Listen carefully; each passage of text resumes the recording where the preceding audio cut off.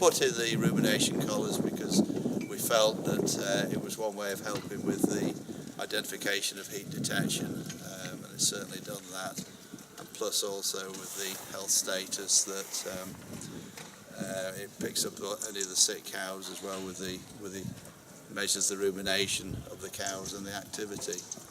And the great thing about it is that 5 o'clock in the morning I can switch it on, and I know exactly what every cow in the herd is doing, whether they're bulling or whether they're cutting okay.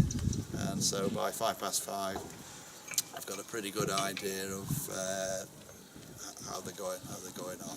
Okay, because as you can see on the graph for this cow number 32, on the horizontal x-axis, you can see your purple line, which is your rumination over a full month. Your green line is your activity. So for this cow that was bulling on just off about 19th of November, you can see the activity increased whilst rumination decreased from normal. And once the cow's gone off heat, it goes back to normal. So that obviously comes up with a formation of a diamond. A few days later, she actually had a touch of mastitis, so the activity has remained the same, but rumination has decreased. But once treated, that's gone back to normal. So you can actually physically see that your treatment's worked. In terms of the actual numbers that we've seen since we've installed the system 2 years ago, calving intervals dropped from about 415 days down to approximately 395. We're working at about a 17% culling rate, so we are managing to make the cows last as well, which is always good, especially at the time when milk price hasn't been very good. One interesting thing we found that when we do the TB testing, once we originally used to do it through the milking parlour, we found rumination fell off quite a lot. Obviously they found it stressful. Now we put in a new race a year or two back, and we found the rumination didn't fall off.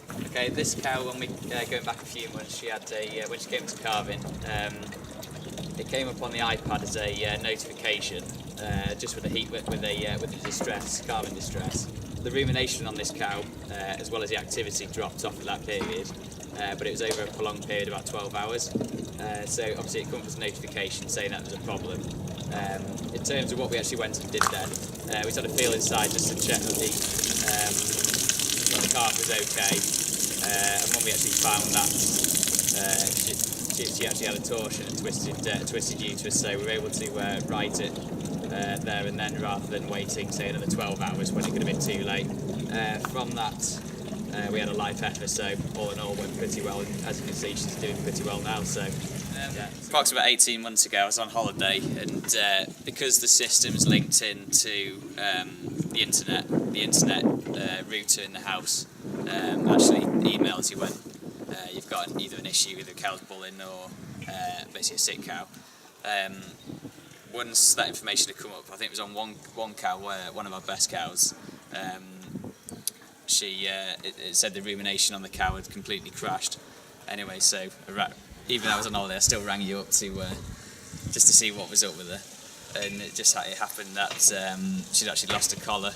So even though it was 2,000 or 3,000 miles away, I was still picking up information on individuals within the herd.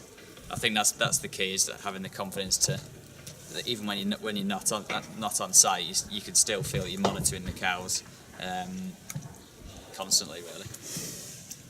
Right. Yeah. I think one of the great advantages of knowing your health status and your heat detection, it allows you to have more time to concentrate on other things. So you basically can focus on other parts of your business that you need to concentrate on, apart from just looking for cows bulling and any health problems as well.